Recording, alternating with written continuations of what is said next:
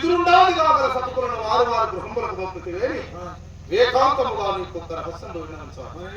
అవును, ఏకాంతంగా. అవును. ఇదిరా ప్రజలను ఇక్కడున్నటువంటి ద్రోణ భీష్మ కృపాసంతం వీళ్ళందరినీ వారి మందిరాలు పంపించి నీవు కూడా నీ మందిరం చేరు.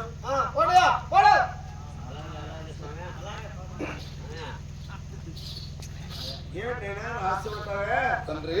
ఏకాంతంగా ఇరువురే మాట్లాడుకోవాలనా? అవును. పౌరులకు ఎవరికి తెలియకూడదు. మరి ఎన్నడగానే నాకు రహస్యం మాట్లాడవే, ఇది నువ్వు ఏం రహస్యమో ఉండాలి నాయన. గొప్ప రహస్యమే వినిపిస్తున్నావు. ఏమిటో వినిపించా తండ్రి?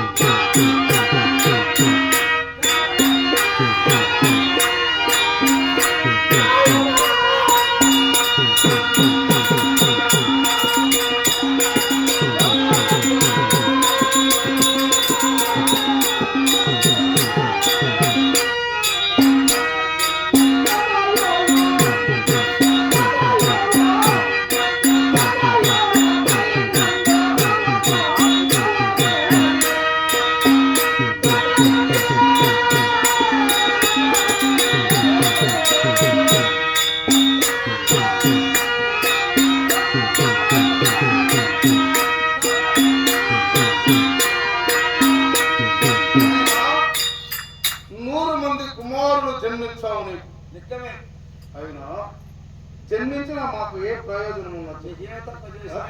మాకు ఏం సంపద ఉన్నది? ఇప్పుడు నీకు సంపదలో తక్కువ చేసినా, ఆస్తిలో తక్కువ చేశానా? తక్కువ చేయరా? ఏంటి బాధ? అంతేకాదు నాయన. తక్కువ చేసి చెప్పు.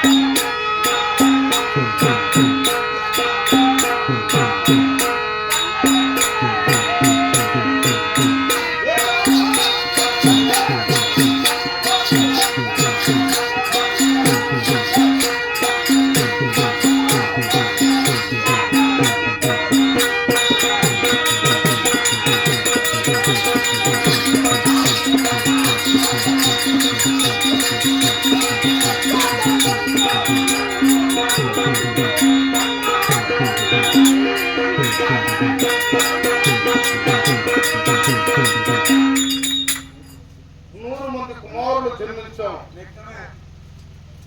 ఇప్పుడు రాజ్యానికి యువరాజ పట్టాభిషేకము ధర్మరాజు కడితే మేము ఎక్కడ పోవాలా? ఇప్పుడు రాజ్య పట్టాభిషేకం ధర్మరాజు కట్టానుకో, నీకేమైనా తక్కువ ఉందా? ధర్మరాజు రాజు యువరాజే కదా. నేనా?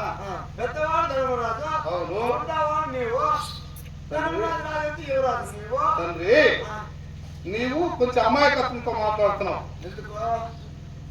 తమ్ముడు కుమారులు 5 మంది, అవును.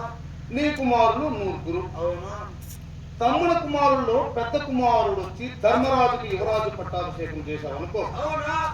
తన తమ్ముడు భీముడు యువరాజు అవుతాడు కానీ నేను యువరాజు అవుతానా? నేను రాజు కానీ నా తమ్ముడు యువరాజు కదా. ఎవరు? నా తమ్ముడు. మీరిద్దరు ఒక తల్లి బిడ్డలు. మీరా? మీరెవరుగా? మేము ఒక తల్లి బిడ్డలు, వాళ్ళు ఒక తల్లి బిడ్డలు. అయితే అది యువరాజు పట్టాభిషేకం ధర్మరాజుకి అయితే భీముడు యువరాజు అవుతాడు కానీ నేను యువరాజు అవుతానా? కూడా పెద్దవాడు నా అనంతరం వాడికి చెందింది కాబట్టి ధర్మరాజు నీకు చెందుతుంది.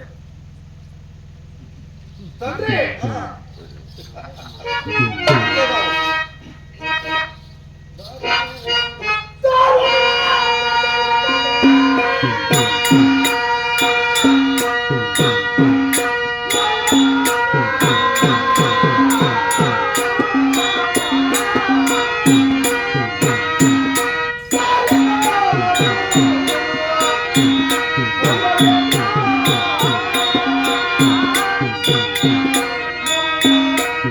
Thank you.